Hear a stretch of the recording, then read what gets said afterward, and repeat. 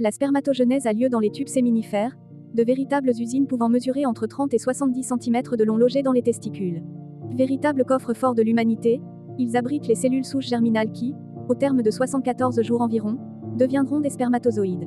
Plus les testicules sont volumineux, plus la production journalière de spermatozoïdes est importante. On l'estime à environ 100 millions de spermatozoïdes par jour. Le stock de cellules germinales, ou spermatogonie, est maintenu grâce à la mitose. Lors de ce processus de division cellulaire, une partie de ces cellules se multiplie à l'identique clone tandis que l'autre partie des cellules devient des cellules sexuées, spermatocytes, dont sont dérivés les spermatozoïdes. Ensuite, lors de la méiose, 2 divisions successives permettent de réduire de moitié le nombre de chromosomes de chaque spermatocyte.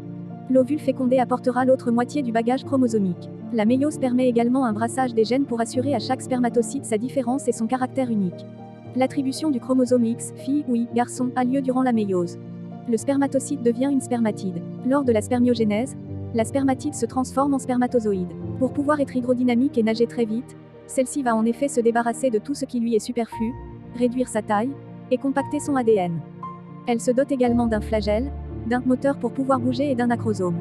L'acrosome, avec ses enzymes digestives, va permettre de creuser les couches épaisses qui entourent l'ovule afin de le féconder. Le spermatozoïde a pris sa forme caractéristique et est prêt à quitter les tubes séminifères pour rejoindre l'épididyme, toujours dans les testicules. C'est là qu'il va achever sa maturation et acquérir sa mobilité. L'épididyme est un lieu de stockage où les spermatozoïdes recevront les nutriments nécessaires jusqu'à la prochaine éjaculation et la grande aventure de la fécondation.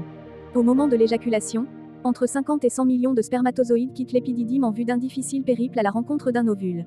Au terme du rapport sexuel, ils traversent le col de l'utérus, puis l'utérus direction les trompes de Fallope.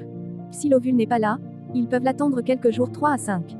Ensemble, ils s'attelleront à percer les couches qui protègent l'ovule. Celui qui se placera au bon endroit, au bon moment, réussira à le féconder. Pour les autres, la bataille est perdue. Maintenant vous venez de voir le chemin que vous avez parcouru avant d'être un œuf fécondé dans l'utérus de votre mère. Maintenant si cette vidéo vous a plu, laissez-moi un commentaire, partagez et abonnez-vous pour ne pas rater mes prochaines vidéos.